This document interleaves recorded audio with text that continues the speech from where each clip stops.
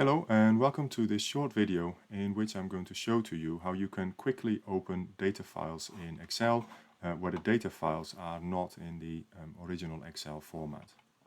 As you see on my screen here, I have a folder with a series of data files and they correspond to spectra that have been recorded every 10 seconds.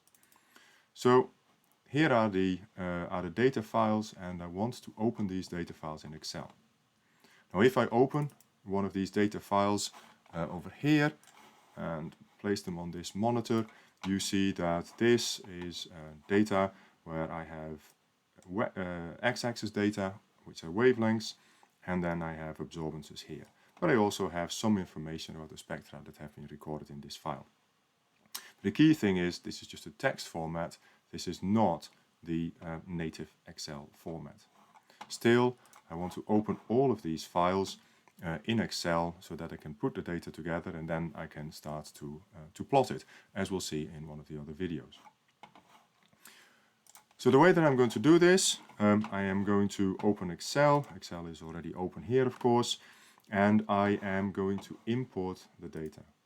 Now importing the data is essentially the same as just opening a file. Go to Open, I go to Browse, and you can see that I've been working with these files before. So I select the file that I want to open, and actually what I should say is before, in order to see these files, I change this from all Excel files, and I only see, if I have all Excel files here, then I see nothing, and if I turn this to all files, now I see the text files that I'm interested in as well. So I select the file, I press Open, and this opens up the text import wizard immediately.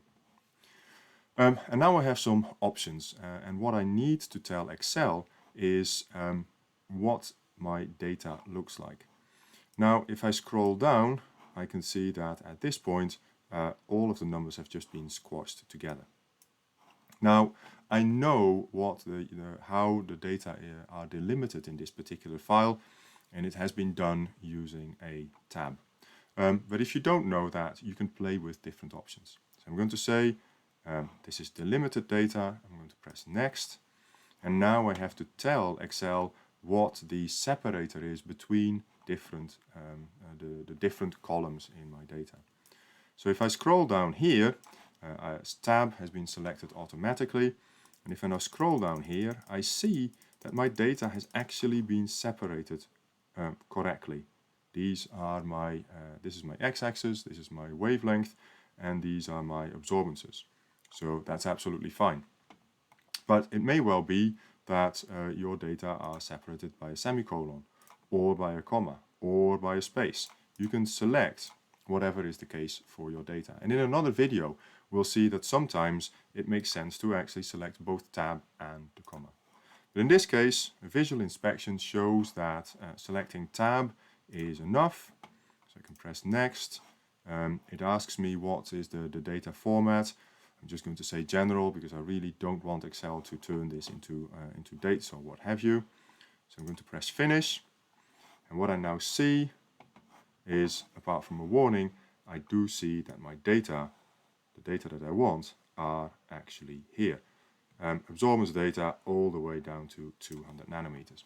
And this particular spectrometer has also added information about the experiment at the start, and it has added some information about the instrument at the end over here as well.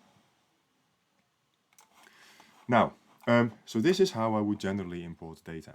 And there are now there are multiple ways of importing multiple data sets. And what I'm going to do here is I'm going to show to you how you do this manually. And the reason for showing how to do this manually is because the manual combination of data sets will always work as long as you have access to Excel. But I have to admit that this can be a really tedious process, and in another video I'll show you how you can use scripts to put data files together. But for this particular video, I will just combine, open a few more data files. So I'm going to go back and I'll go to my second data file. I'll go through exactly the same process. I know it's tab delimited.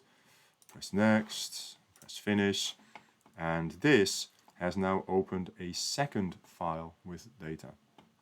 Now what I want from this is, are the absorbances at all the different wavelengths. So what I do, in fact I'm going to do this in a slightly easier way. So what I'm going to do is I'm going to select this column over here, Control C to copy it, and I'll go back to my first data file and I will now paste it in here. So you see that I've also copied whatever the information was that was in the header of my file, but I've now added the data in the second file to this first Excel file as well.